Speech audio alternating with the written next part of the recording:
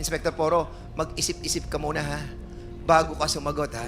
Sir, Kasi Mr. Chairman, ako, tingin ko, itong taong to, may kinalaman. So, mag-ingat-ingat ka, Inspector. Inspector Forro, no? Kasi, kapag hindi mo inayos yung mga sagot mo dito, sisiguraduhin namin sa susunod, maiiwan ka dito sa kongresong ito. Parating doon, Your Honor, tinanong niya ako nilagay mo ba sa isang selda yung mga PDL at saka yung... Sino nagtanong sa'yo? Si Sir Jerry. Tinanong niya ako. Alam mo, kanina kausap mo yung isa na inutusan niya, tapos ngayon sasabihin mo siya. Alam mo, Mr. Chairman, stop talking. No? I think this person, Mr. Chairman, is also lying. And I think this is the person that they contacted inside. I wanted to answer the questions, Mr. Chair. I have a daughter waiting for me who attempted to kill herself 3 times. I cannot leave her, Mr. Chair. She's waiting for me. I will answer all your questions, Mr. Chair.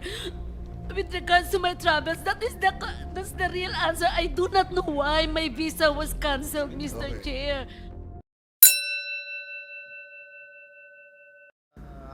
Colonel Padilla, I still remember the last time that, the first time that we have invited you here, you have mentioned si Inspector Forro.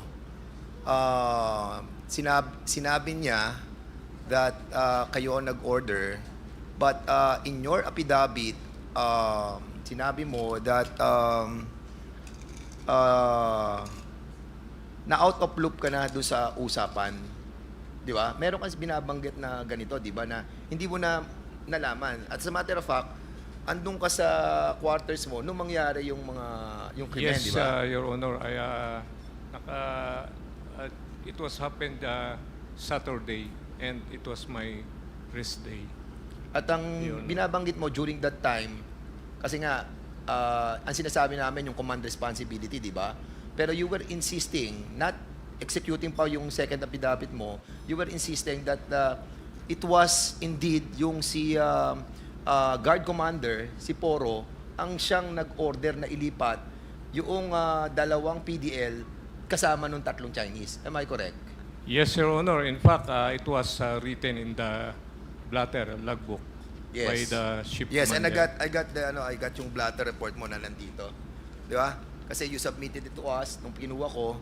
At ang sinasabi mo na hindi mo na alam yung naging desisyon because apparently it took you so long para implement yung order nila.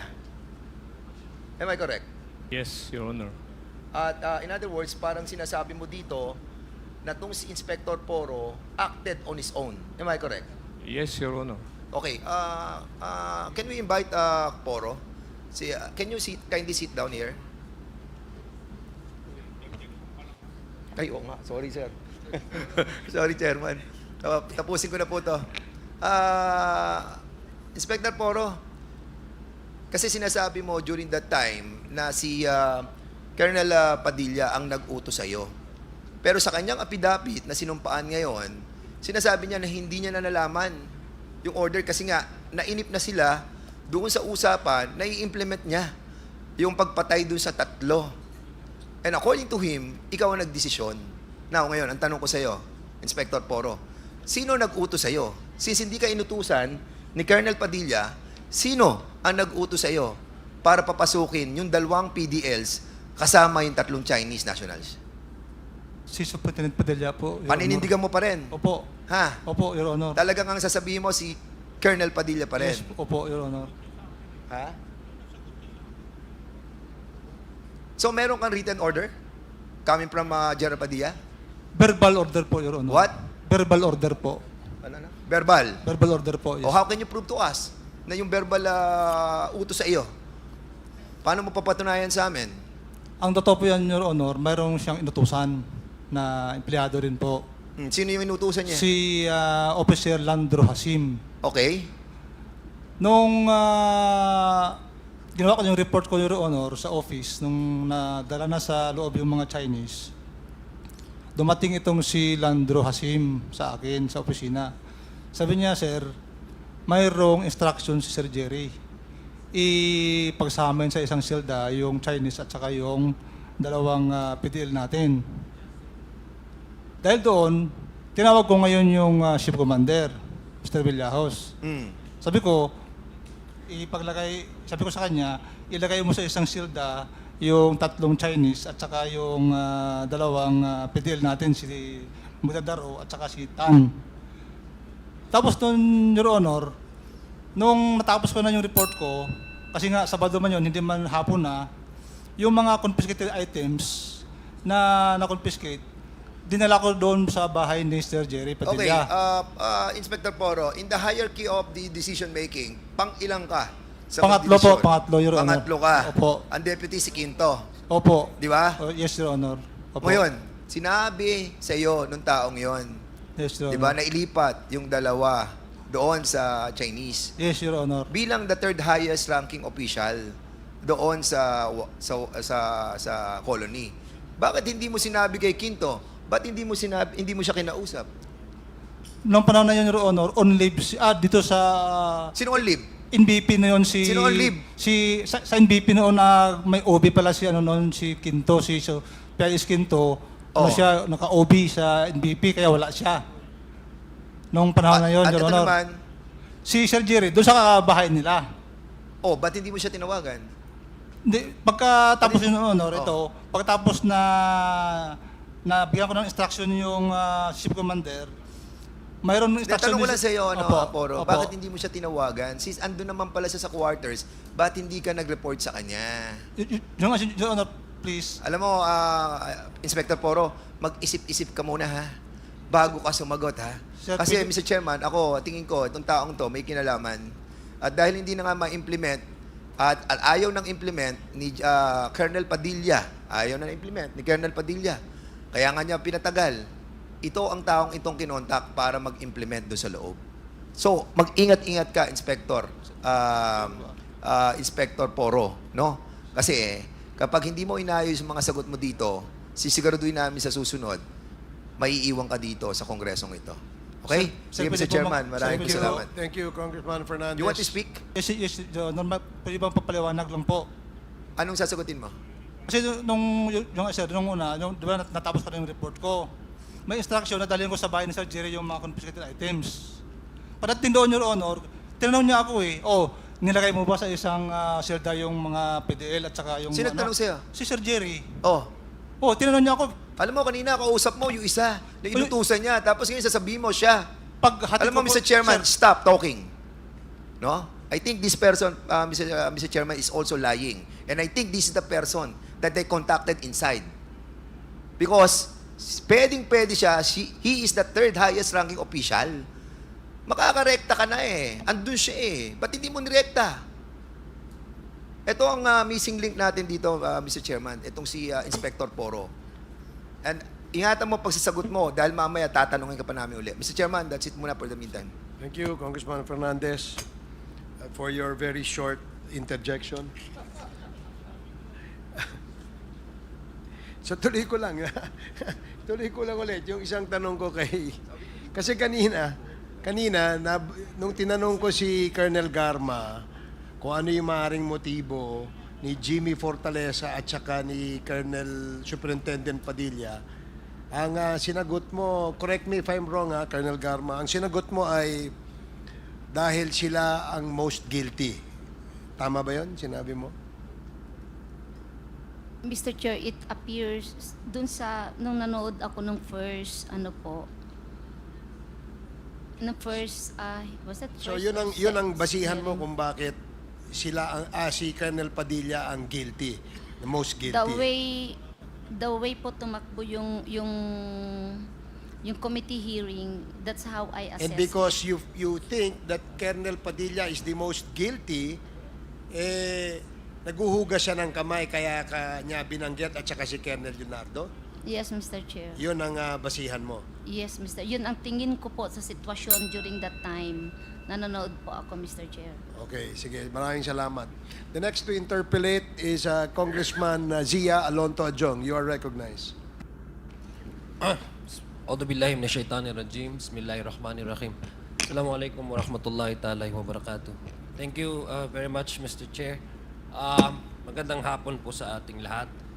Before I ask my question, I'd like to first make a request, Mr. Chair. I was listening to the line of questioning and the exchanges between Representative Chino Almario when he was asking about the affidavit of Mr. Fortaleza. Mr. Jimmy Fortaleza, tama po yung pagkarinig ko that GM Garma called you and told you in exact words, no, doon sa affidavit mo, na tulungan sila kasi meron silang ipapagawa sa iyo. Wala sir, walang ganyan na tulungan Sino sila. po yung tumawag kanina na yung you were saying about a phone number or text? Actually sir, Ano po yung text? Di ba sa affidavit mo? Text ba yun o tawag? Ikaw ba? ano na yun sir, later part na yun. Oh yeah. Yes sir. So, yun nga. That's what I'm trying to ask you. Ang hingi lang ni, ang una sir, yung tawag ni Colonel Garma, ang sabi niya sa akin, Bok, okay na, nag-usap na kami. Ako na bala, may mga tao kami dyan sa loob. Then, ang next niya na request sa akin, sabi niya sa akin na baka pwede daw dalhan ng pagkain yung mga tao nila na Bartolina. Was this intimated to you through text, tawag, or in person? Tawag po, Your Honor. Tawag. Yes, Your Honor. Oh, tawag. So, Mr. Chair, I think GM Garma, just to be fair, she denied that ever making that calls to Mr. Fortaleza. And Mr. Fortaleza, in response to the denial of GM Garma, said that he had the number. Kasi tinanong po kanina ni Congressman Chino Almario kung nag-pop up o nag-appear yung pangalan doon sa cellphone. Mr. Chair, I know this happened a couple of years ago, but there's in fact a way for us to really confirm and determine whether these calls were made. Just to prove that isa sa kanila ang nagsasabi ng totoo. Because if we rely on their the testimony, it's his words against his. So may I request, Mr. Chair, that we request, if possible, no? I don't know how they can retrieve this, but there's a way to retrieve those calls, because I believe the NTC or the Telcom might be they can help us in order to secure or at least to confirm whether these calls were ever made in the time that Mr. Fortaleza told this committee that it happened sometime during I think 2016, when these 3 foreign nationals, Chinese nationals, were killed inside the Davao penal colony, Mr. Chair. So I move, Yeah, Mr. okay. Chair, I move that we request from NTC a record Yes. of that call, of that text, and of that number to verify whether such calls were even been made, Mr. Okay, ComSec, you are directed to coordinate with the telco and the NTC as to the records of the phone call made in 2016 on those dates that was mentioned in the affidavit. Thank you. Thank you very much, Mr. Chair. Now, I would like to direct my questions to Congressman Adyong, just for a moment. What is this about? It's all about the phone. It is about With the indulgence of Congressman Adjong, just a short Of course. question lang po. Former Major Fortaleza, yung cellphone mo ngayon na hawak at saka yung number mo is the same number and cellphone? Pero matandaan mo pa yung number mo noon? Hindi na po sir. So iba na yung number mo? Matagal na po yun sir, matagal. Dahil, okay, that was 2016, so hindi na. No, sir. But of course, siguro naman, yung number ni Colonel Garma at the time is a public. Di ba? Yes sir. Oh, Possible so- sir, possible. Ano yun? Ang kanya ba, prepaid o I have no idea sir. the time? Are you still using your number since 2016? That was August. No, Your Honor. So may bago ka ng cellphone. Yes, Your Honor. But yung cellphone mo ba dati, ito I just want to caution you, you're under oath. Yes, Your Honor. During the 2016 ba may prepaid ka ba o ano? Prepaid lahat po yung phone ko, Sorry? Prepaid po lahat ang phone ko, Your Honor. Prepaid lahat. Yung phone mo. Yes, Your Honor. If I can check on sa Smart at saka sa Globe, the time kasi Smart at Globe lang. Prepaid. Na indeed you're not using prepaid. Na may postpaid ka. As far as I remember, prepaid. Hindi kaya nga. Yes. Simple na naman tinatanong kita eh. May postpaid ka ba? Wala. Hindi mo matandaan na naman? So far, wala po akong postpaid Oh, during that time, Your Now, Honor. ang sinasabi ko lang po, hindi pwede sa amin dito na hawak-hawak mong cellphone, hindi mo alam kung nagpa-postpaid ka, Prepaid po, Your Honor. prepaid. But kung ma-prove ko na you have a postpaid, anong gawin natin? 2016 prepaid po ang phone ko, Your Hindi nga eh. Honor. Sinasabi mo na ngayon, what if I can prove it that you have a postpaid? Ano ang gawin natin? Postpaid. So you're lying. I will cite you in contempt. No, This Mr. Chair. Meron pa akong postpaid, may prepaid pa ako. Yun but na nga during eh. that time, Hindi. okay.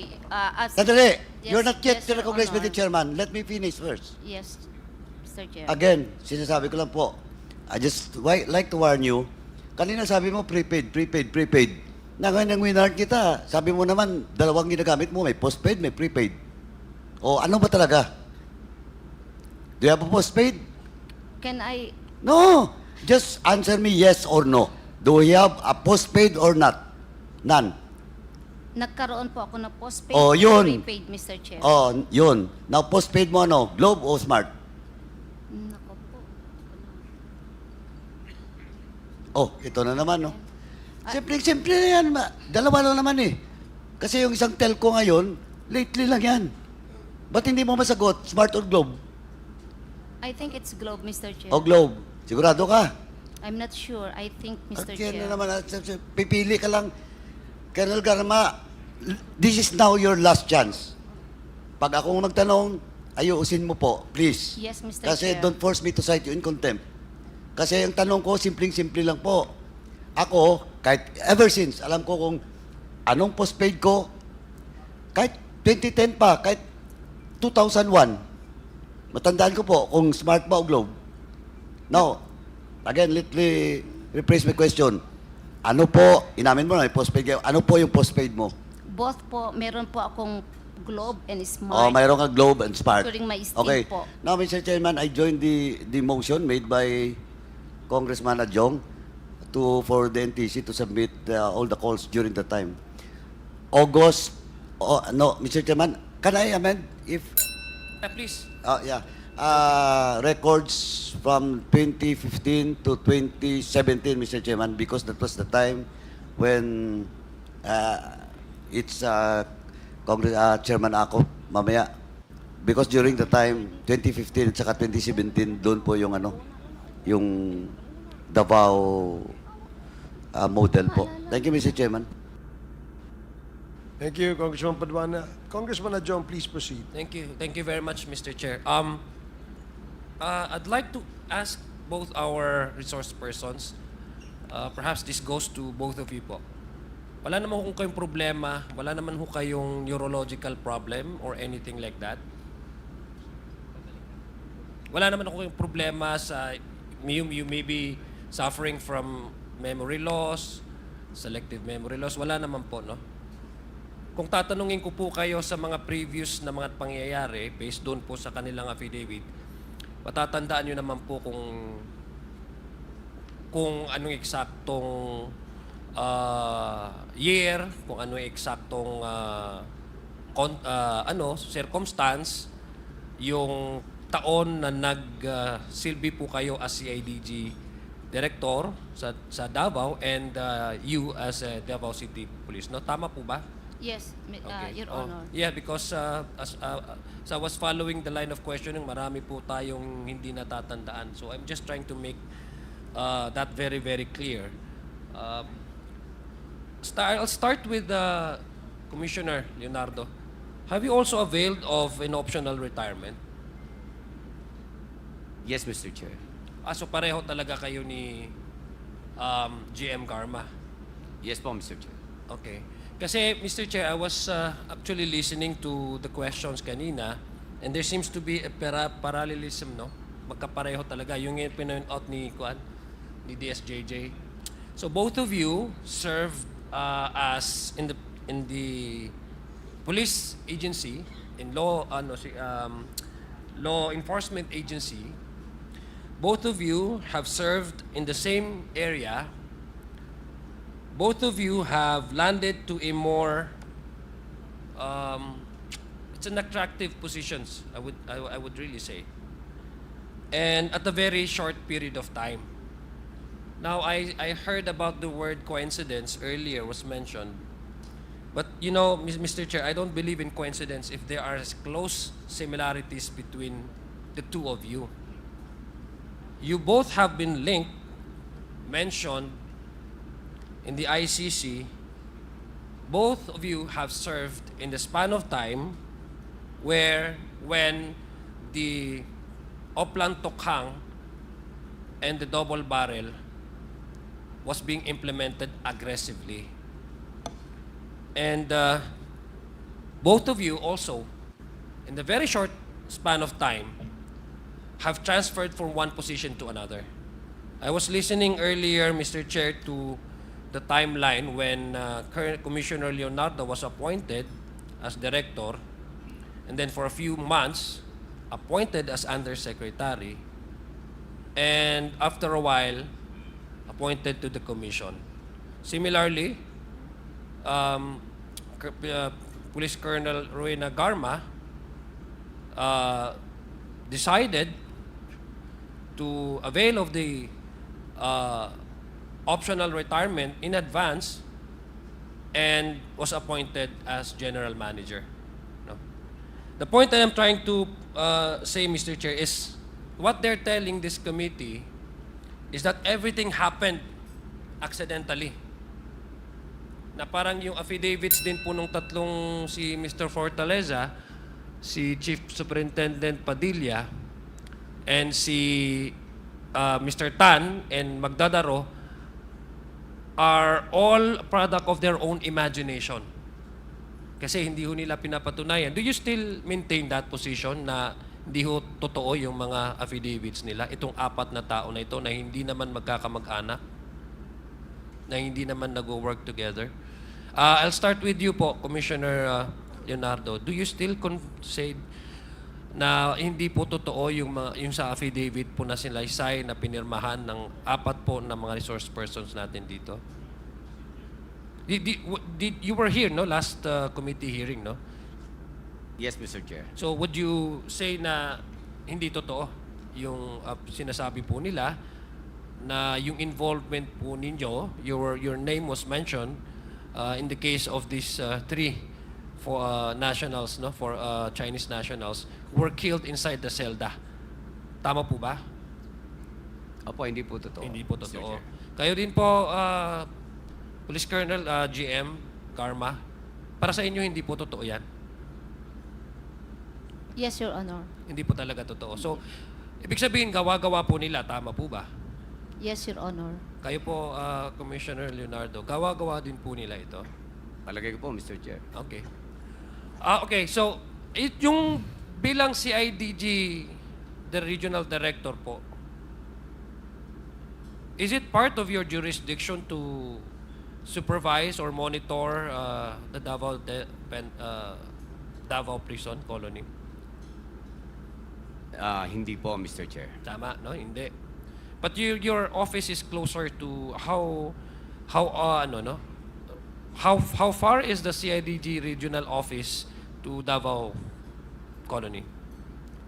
Estimate lang po, Mr. Chair, probably around 40 to 50 kilometers, Mr. Chair. Okay. So hindi naman ho kayong pumupunta po kayo doon sa Davao Prison Colony? Nakapunta po ako doon. Okay. So sinasabi nga po ninyo na hindi nyo na-meet nyo po ba si Jimmy Fortaleza, si Mr. Magdadaro, Mr. Tan, at saka si Chief Superintendent Padilla? Nung time na yun, hindi po, Mr. Okay. Chair. Kayo po, GM Garma, kilala niyo po yung dalawa? Si Mr. Tan, Si Mr. Magdadaro? No, Your Honor. Si Jimmy Fortaleza lang yung kilala niyo dahil kabok niyo, no? Yes, Your Honor. Opo. Paano po, Mr. Chair, Colonel Royina Garma, kilala niyo po si Chief Superintendent Padilla, ng Bucor. Yeah, I met him, Your Honor. Ilang beses po? Once only, Your Honor. Okay. Pero yung dalawa, hindi niyo po na-meet. Hindi po, Your Okay. Honor. Mr. Chair, gusto kong tanungin si Leopoldo Tan. Kilala niyo ho ba si Commissioner Leonardo?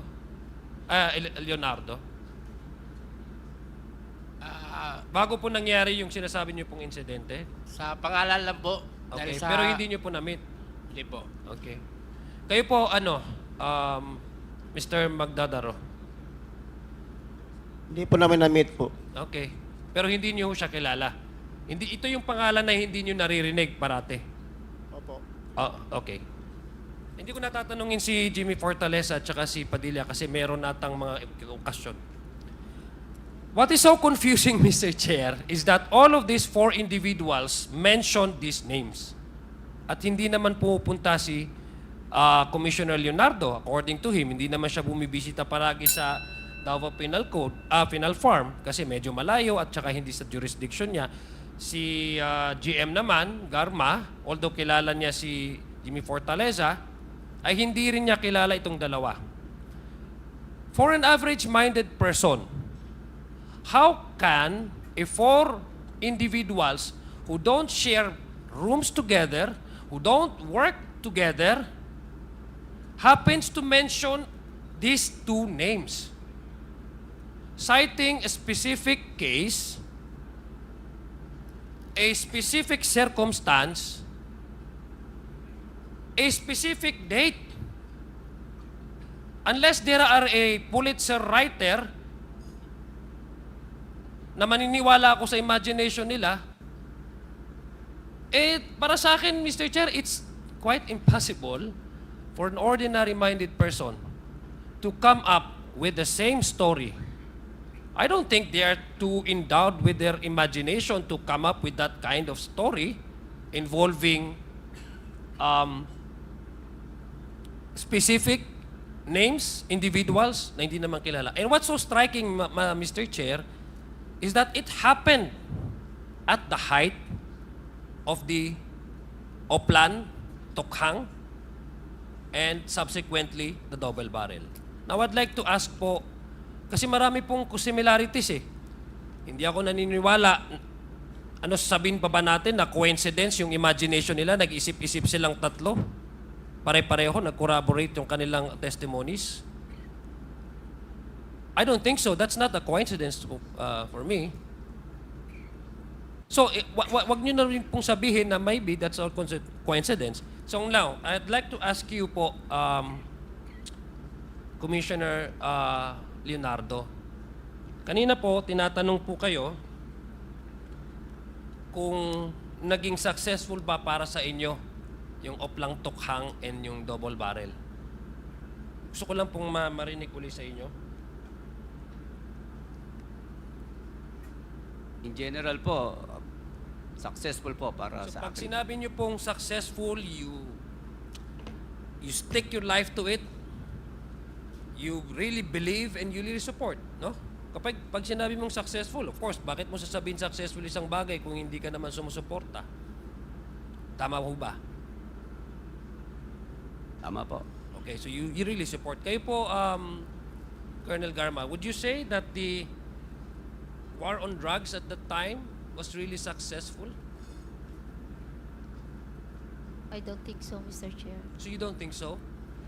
Um, How many deaths again po- have we recorded during your stay in Cebu City? You don't think the war on drugs, let's be specific about it because I heard you responding to the question na let's not call it war on drugs because we don't use that. Okay, let's use the terminology under your policy, no, at that time. It's Tokhang, Oplan Tokhang, and Oplan Double Barrel. So which of these 2 policies, no, or yung program do you think is more successful or both of them are successful? Mr. Chair, yung tokhang po, parang hindi ko pa naabutan, hindi pa yun, I think, na-implement. No, it's It's okay. more on police operations and patrol po. Okay, I'll give you that. That's a fair Yes, Chair. response. But I'll give you that. Do you think being part of the previous administration, would you say that it was successful? As far as my stint in Cebu City as city director, I think it is successful based on the feedback of the people in the community, Mr. Chair. Okay. Now, I'll go back to Commissioner Leonardo. Do you also consider the death of these innocent civilians as a sign of success? Hindi po. Hindi po successful pagka ganun. Okay. So, let me ask you again. Do you think that the war on drugs of the previous administration is successful or not? In general po, successful. No, but you cannot qualify. Kasi ang tinanong kita, do you stick your life to it? Sabi mo, oh, you support that. Now, you are qualifying again. So let me ask you, do you think this collateral damage can just simply set aside? Or, let me ask you again, generally, sabi mo, is it successful? It's a success. But we cannot also discount the fact that there were countless victims, died, innocent civilians. As a police officer, because your motto is to serve and protect, right? Am I correct? And as a commissioner now of NAPOLCOM, I'm sure that before you arrive, the NBank, before you arrive as part of your job, kaya nga tinatanong ko kung may selective amnesia ka kasi mahirap po pag hindi mo natatandaan yung mga facts at yung mga dates kasi importante po yan sa trabaho mo. Hindi ho ba?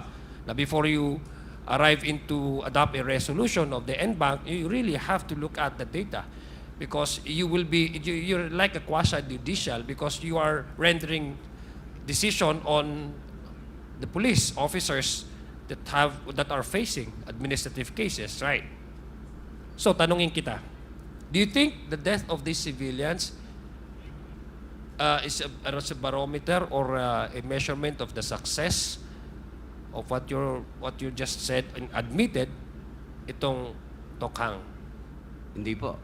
Okay. Hindi po. Sir Chair, the reason why I'm pointing that out because unang-una, kung babalikan po natin yung mga kasagutan ni Colonel Garma at saka Commissioner Leonardo, dahil mukhang lahat ito ay gawa-gawa daw ng kanilang katanghisip ng apat na ito at coincidence lahat. Kung titingnan natin po yung parallel na yung career path po nila, I don't think it's a coincidence. I think there's a reason why both of you were preferred over any other possible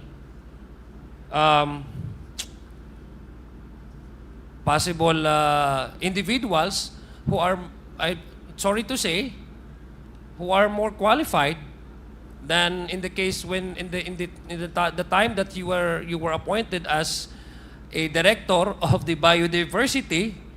There are qualified individuals, a pool of experts that are more qualified with expertise, experience to the position, and yet you were chosen. And after how many months, you were then moved up to as a undersecretary of DNR.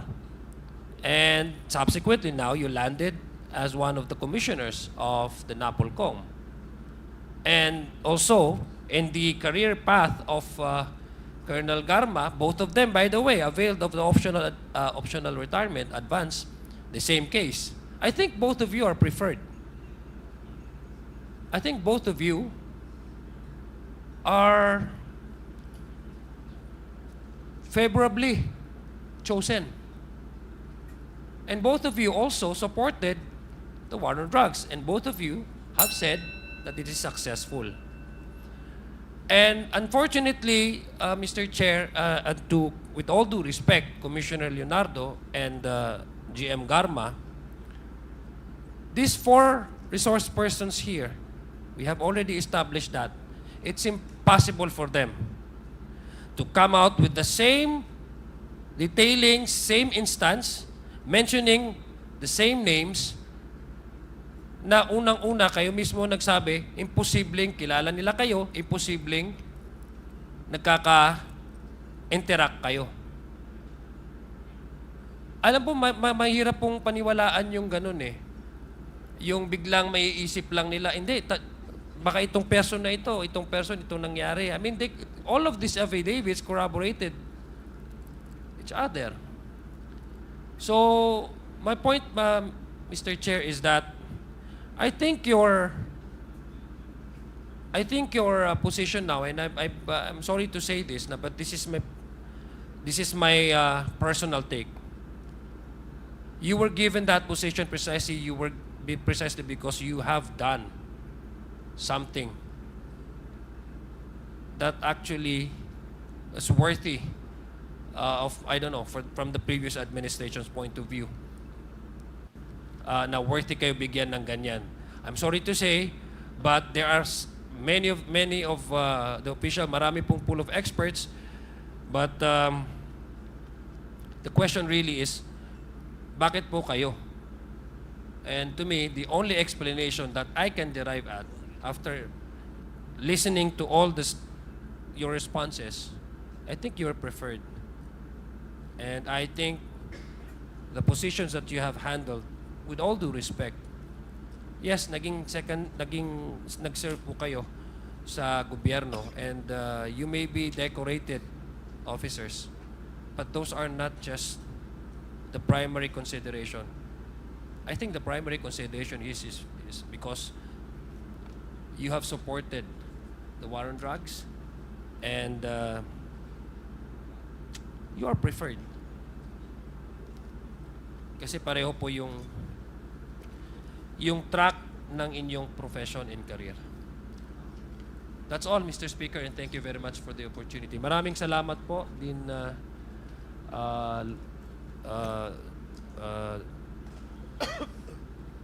sorry. Thank you, Congressman Adjong. Sorry, I just want to be official. I-address ko lang po. Dean ng Lasal. Yes. Si Dean Jokno po. Attorney Jokno and Tony Conti. Marami pong salamat, Mr. Chair. Thank you, Congressman Adjong. Additional question lang kay Colonel Leonardo. Colonel, you have not stated the reason why you opted for an early retirement. Can you state for the record, ano yung reason ba't ka nag-retire ng maaga? In view of my appointment as Undersecretary, Mr. Chair. So you were appointed first before you resigned. Yes po, Mr. Chair. So hindi yung kagaya kay Colonel Garma Yes. na active service siya, nag-apply siya, hinihintay niya na mapalitan yung Balutan, General Balutan. So yung sa inyo, nag-resign na kayo. Pagka-appoint po sa akin, automatic po, considered resign po ako sa PNP, Mr. Chair. So didn't you not think twice about accepting the position na alam mo naman na coterminus lang yan compared dun sa position na colonel ka na, pwede kang magkaroon ng estrella, maging general ka soon, because of your sterling record in the Philippine National Police, di ba? So, hindi ka ba nagdalawang isip nung in-offer sa iyo yung pagiging USEC na kailangan mo mag-resign? Sayang yung career mo, sa ilang taong career mo na binuhos sa Philippine National Police. Hindi ka ba nagdalawang isip doon? Nagdalawang isip din po, Mr. Chair. Bukod dyan, wala na ibang rason kung bakit ka nag-retire. Wala na po, Mr. Chair. Okay, sige. Thank you. Salamat. So, Congressman Dan Fernandez, your Mr. favorite Chair. motion? Nakatanggap kami ng lead data kay General Bakay on those drug lords na napatay. Nakalagay po doon, I do not know if you have these listings also currently, no? Meron drug lord, ayan, meron drug lord, merong financier, merong maintainer, merong operator, merong pusher, merong user. Meron po ba kayo, General Mata, meron po ba kayo ng ganitong klaseng data?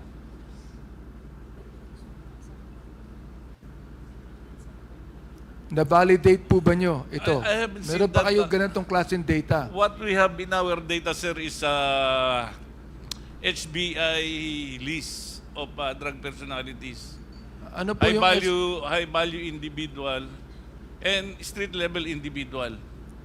Hindi, ito, kompleto po ito eh. Paki-ano lang po sa amin, tanong mo ha? Oh, sinubmit po ito. Yes, General sir. Bakay sa Yes, sir. amin. I will Ito look po into yung that. mga napatay, died in police operations from July 1, 2016 to June 30, 2022. Ang drug lord, ang napatay 21. Ang financier, ang napatay 9. Ang maintainer, ang napatay 18. Ang operator, ang napatay 12. Ang pusher, ang napatay 7,173. Ang user, napatay din 440. A total of 7,640. Meron po ba kayong ganitong listahan? Hindi yes, po Your yung Honor. died in police operations, pero na-revalidate nyo itong mga listahan na ito at active pa ho ito at nasa kulungan ba ito o nakasuhan po ito? Meron ba kayong ganyan listahan? Meron po, Your Honor. Pakisubmit nyo po sa amin na listahan kung meron kayo. Yes, Your Honor, sir. Kinakailangan po, yung talagang... Actually, our list is included already in that list you have, sir. I don't think so. Consolidated. No, hindi pa. I don't think so. Sapagkat ito hanggang June 30, 2022 to Ang kailangan namin ngayon, yung pong ganitong klaseng category, pero validated, kinasuhan, nakakulong, at awol. Yun po ang gusto namin malaman. Yes, Your Honor, sir.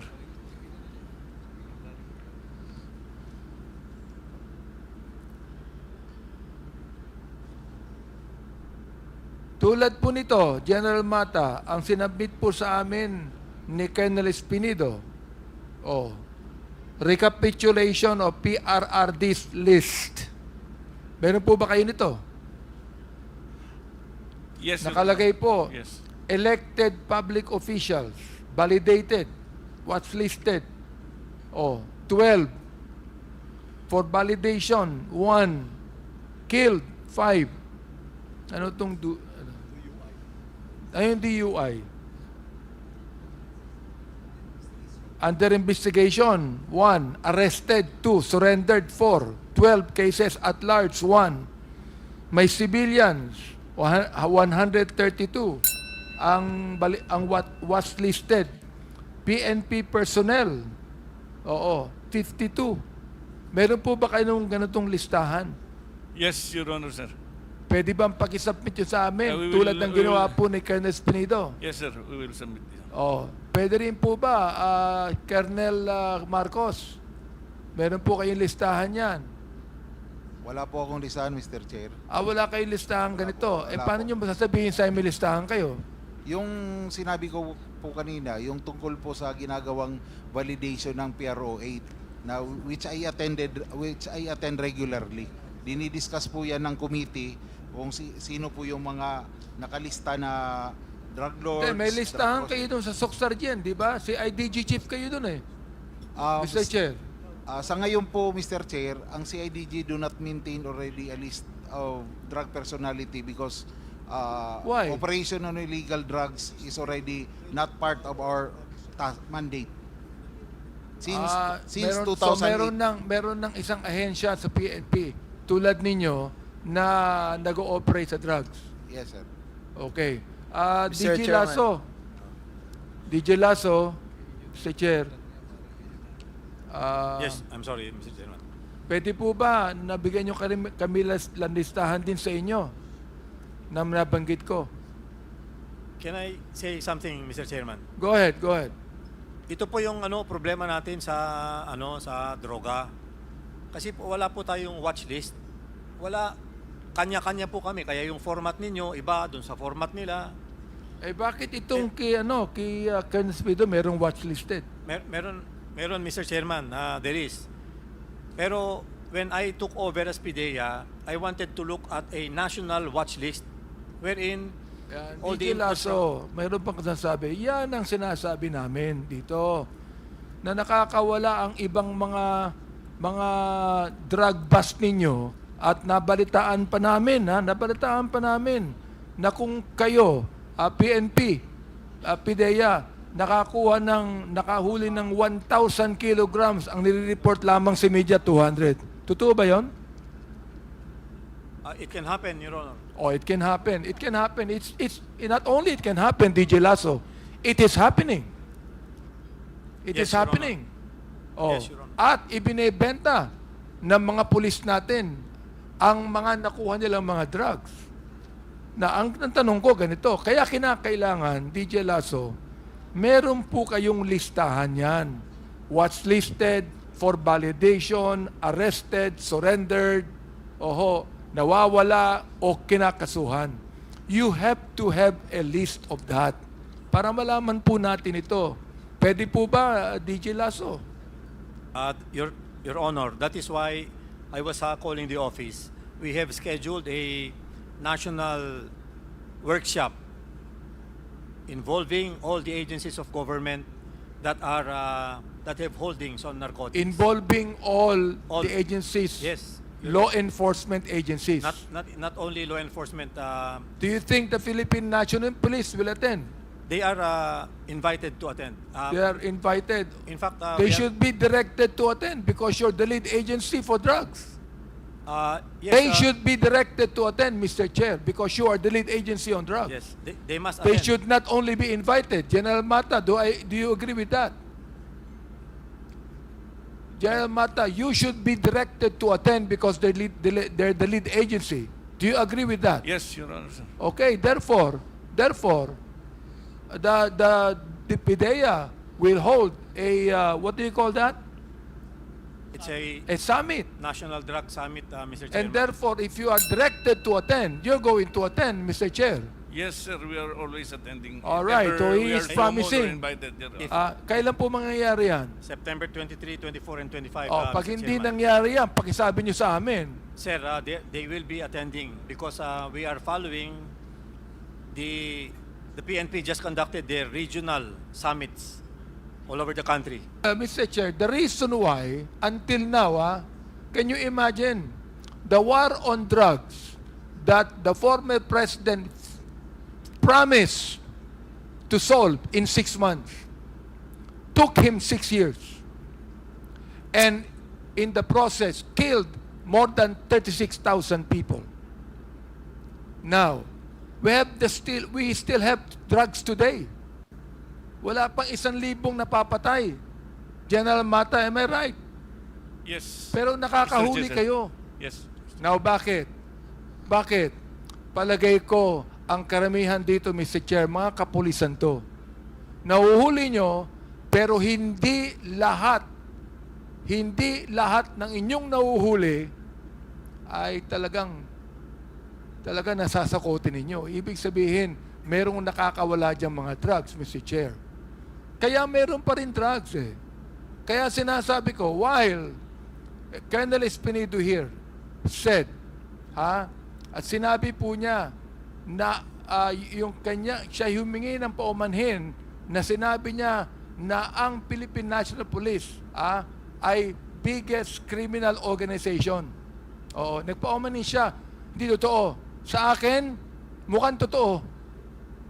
Until otherwise, DJ Lasso, General Mata, until otherwise, you truly address the drug problem in this country and stop it, maniniwala po ako that the Philippine National Police holds the biggest drug syndicate in this country.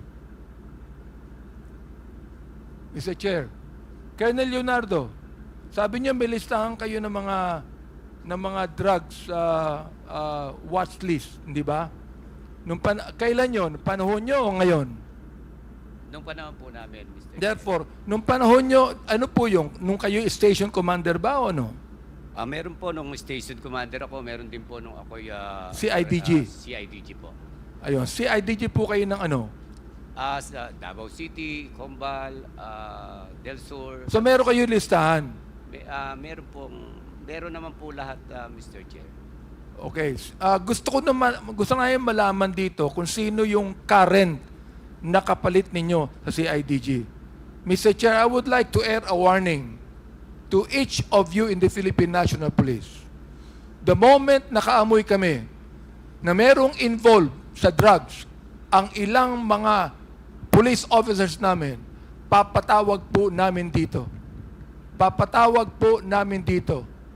Papatawarin namin, pero ipoprosecute namin. Ayos ba yun? Nakalagay sa Bible yun. Oo nga eh. Hindi kayo maaari makatakas sa prosecution. Pagpapatawad, okay. Pero I would like to air a warning, Mr. Chair. The moment na kami ay makaamoy na merong Philippine National Police personnel na involved dito sa drugs na ito, ipapatawag namin dito at isasama namin sa investigasyon, Mr. Chair. Lamang. Mr. Chairman. Thank you, Congressman Bante. Congressman Fernandez.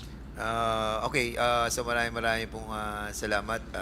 Maganda naman po yung ating pinag-uusapan and I hope that the PNP organization, no, kasi a while ago I was a bit confused about this list, no? Merong list si Esperido, may list sa PIDEA, wala silang list. So I was in a quandary dahil nga since na para bang magulo po yung listahan. So medyo confusing. And I think I must agree also with the Chairman Bante. In so much as the real situation of our organization, yung ating pong mga kapulisan ay at stake in here. So they must be also truthful because there are these hypotheses that was mentioned by our chairman with regards to these drugs that are being apprehended by our PIDEA. And then suddenly mawawala, and then we have to subject our PNP organization in a cleansing scheme that we are starting right now. I hope that there will be a reset, Mr. Chairman, because our country need badly the change that need to be done. And with that, Mr. Chairman, before I move for the suspension, Mr. Chairman, may we allow to invite the former mayor of Iloilo, Mayor Jed Mabilog, and at the same time, we invite also, a while ago, Chairman Abante moved to invite the chief CIDG, NCR. And I told him that the chief NCRPO was Fernandez. I was wrong. So it is Colonel Noel Alino, no? Chief CIDG ng NCR. So we will be inviting him in the next hearing. And with that, Mr. Chair, I also would like to invite sana the former General Peralta and the former General Medina to this hearing because I believe they have something to say. Former CIDG yun, Chairman Abante. I think. Chairman, just for the information of the Honorable Committee, ang understanding ko po, ano man information, the new CIDG sa NCRPO has just been assigned. No, so better we will also invite the previews. Kasi I think siguro mga 1 buwan o 2 buwan pa lang yung CIDG. Colonel, kilala mo yun? Kilala mo yun? Di ba? Kilala mo yung CIDG ngayon na naka-assign, si NCRPO? Kilala mo? Pakiulit po, Mr. Chair. Pasensya na po. Hindi, kilala mo. Nagbubulungan nga kayo eh. Opo. Hindi po, meron po kami. Kilala mo si Bong Alinio? Bong Alinio. Yeah, Colonel Bong Alinio. He was just assigned as CIDG NCRPO. His name was mentioned to be invited, but okay, Mr. Chairman, class 98 siya eh, di ba? Class 98. You're not familiar? Familiar po, Alinio. Familiar ka? Familiar po. Okay. Marami Anyway, po Mr. kayo. Chairman, while we will invite Colonel Alinio in the next hearing, we should also invite the previous. Kasi ang kailangan natin dito, yung nakaraan, kasi if my memory serves me right, siguro wala pang 2 buwan na naka-assign si Colonel Alinio sa CIDG NCRPO. And I do not know who is the previous CIDG. Colonel Marcos, do you know the CIDG NCRPO? Prior to the assignment of Colonel Alinio? Si Colonel Ana po yung last na Sorry? Colonel Ana po yung last na pagkaalam ko na si IDG NCR, kaya lang there were turnover 2 days ago. 2 days ago lang. O nagpalit-palitan po. So, Colonel Ana was relieved sa NCRPO, pinalitan ni Bong Alinio. Parang- Tama. Opo. So, we'll invite Colonel Ana siguro on the next hearing, Mr. Chairman. Okay, so Mr. Chairman, 12 hours na po tayo na nag-hearing. Senior Deputy Speaker, The mind is what? Senior Deputy Speaker. Mr. Chairman, before we close, before Mr. we Chair, suspend, Can I be Mr. recognized? Chairman, Mr. Chairman, before we end, before we suspend, sa mga nanonood po, sa mga ating kababayan at sa buong mundo ngayon, napaka-importante po nitong ginagawa natin ngayon. Nandito po kami 9:15 in the morning. 9:40 na po. Isipin mo, may 12 hours na po dito sa ating hearing. Napaka-importante. That's why we formed this Quadcom, headed by our chairman, Ace Barbers, ang ating chairman ng Dangerous Drugs. Kanina, sabi natin, ang pag-uusapan natin is only EJK, that is human rights. Nandito si Chairman Benny. At yung POGO, we will tackle it next week. And the public order and safety, and the public accounts. And this is for the first time in the history, this 19th Congress will make an history. We will reshape our country. Tulungan niyo po kami, mga kawani natin sa gobyerno, my fellow workers in government. We will lead to reshape this country for our young and future generation. Diniscuss po natin kanina, drugs. Kanina, EJK. Pag nagbenta ka ng drugs, mapupunta sa pagbili ng mga lupa. That's number 2. Number 3, pag nakabili ka ng drugs, nagbenta ka ng drugs, ng droga, mag-aaway kayo, magpapatayan kayo. That is EJK. Number 4, pag marami na kayong pera, mamimili po kayo ng lupa, hindi nyo alam kung saan nyo dadalhin yung mga pera nyo na nakita nyo dito sa droga. In summation of all of this is the Quadcom. So, Father, ando pa si Father? Si Bishop, andito pa.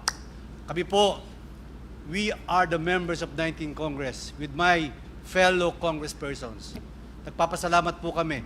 Napaka-importante po nitong Quadcom na to. On that note, maraming salamat, Mr. Chairman, to the co-chairman, and to our resource persons. Magandang gabi pong lahat sa ating lahat. Thank you, SDS Gonzales.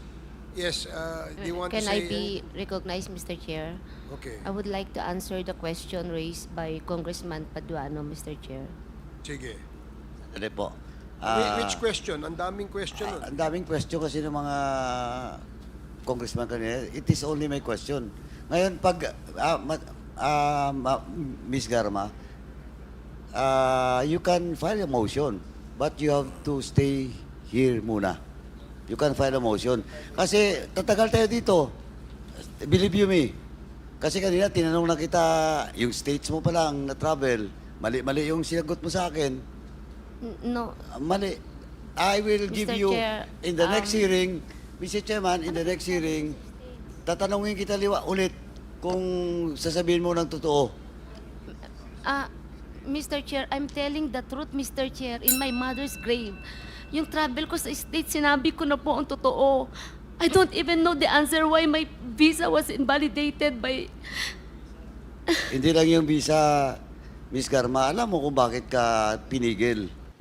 No, Alam. Mr. Chair, I do not know, Mr. Anyway, Chair. Mr. Chairman, if I ask her... Mr. Chair, if you, I will be proven, Point of order, Mr. Chair. Wait. na Point I'm of order. lying. 1 minute suspension. I'm not lying. Yung...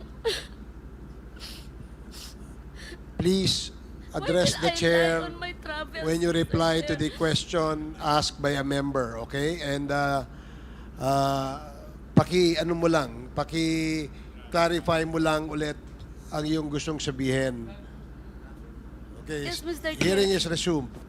I wanted to answer the questions, Mr. Chair. I have a daughter waiting for me who attempted to kill herself 3 times. I cannot leave her, Mr. Chair. She's waiting for me. She attempted 3 times, Mr. Chair. That is why I cannot leave her. Now, I will answer all your questions, Mr. Chair. With regards to my travels, that's the real answer. I do not know why my visa was canceled, Mr. Okay. Chair. Okay. You can validate that if magtanong kayo sa Japan kung bakit they didn't give me the exact answer. I think Congressman Paduano has asked several questions to you, GM Garma, not just about your trip to Japan. So it seems that they have not answered his questions, and you appear to be evading the questions that he is asking. And Yes. that is the reason why you were cited in contempt. Yes, Mr. Chair, may I make a statement? That's why I'm appealing to answer. But as stated by the Honorable Congressman, Mr. Chair, he said that I was not telling the truth about my travel to States. But that's the truth. If that is the only reason, isa lang yan, ano pa yung other questions that I will answer? But with regards to my travel sa States, last travel, yun po ang totoong nangyari sa amin ng anak ko sa Japan. I do not know why my visa was invalidated according to that lady in Japan. Mr. Chairman, to be clear, he was not contented because of that question of mine, because of the travel. And in fact, hindi ko na nga pinurso kasi it is all about the question being raised to you by the members. And you're evading the question. It is not all about your travel in the US. Eh, hindi pa nga ako tapos doon eh. Sa totoo lang po, travel in the US, hindi pa ako tapos doon. I tell you. You were cited in contempt because you're evading question from the very start by the members of this committee. Not because my question about your US travel. And, ang totoo noon, hindi pa ako tapos doon. Ms. Garma, akala mo yun lang? Hindi pa ako tapos doon. And I will prove you in the next hearing. Pag hindi ka nagsabi ng totoo, I will prove to you that you're lying. Doon lang muna. Kung yun lang yung gusto mong pag-usapan, yung travel mo sa US, if you will not tell the truth in the next hearing, I have all the proof with me. Hiningian lang kita kanina, hindi mo maibigay. With the, Kung online ngayon, dapat may record ka eh. Diba? Mr. Chair. Mr. Chairman. Okay, Congressman ako first. Sige. I think the resource person does not have any recourse with us anymore, simply because we have decided. If you look around, we do not have any quorum already to decide whether we would withdraw the contempt order or not. So I think the recourse left for the gentle lady is that either she files a motion for reconsideration or she goes to the court. I think her lawyer knows that. Kasi hindi na po tayo dahil nag-decide na po yung buong committee kanina. Thank you, Mr. Chair. Thank you, Congressman. And with Yes, that is true, that we have already decided, and if you want to question the decision of the committee, you can either question this before a court or file a motion for recon before the Quadcom. And we will certainly entertain the motion. But since the committee has already decided, and Congressman Fernandez Yeah. is About to signaling move. to me to Yeah. give him the floor, and now I Yes. give you the floor. With the indulgence of, we sympathize with you, Colonel Royina Garma, no? But of course, we have already decided, and the proper recourse is to apply for a motion for reconsideration. And with in relation to your daughter na sinasabi mo po, can you kindly give us a I mean the certificate, no? Kasi we really don't know, no? We will be asking, the sergeant at arms to fetch, yung anak niya para to be with her. Para at least ay makita natin yung kalagayan ng kanyang anak. So with that, Mr. Chairman, I think it is just right for us to bring the child in here para makasama po ni Colonel Garma, yung kanya po anak. Yun lang po, Mr. Chairman. And I move to suspend this Quadcom hearing till the next hearing will be scheduled. There is a motion to suspend, duly seconded. Hearing no objection, this committee hearing is suspended.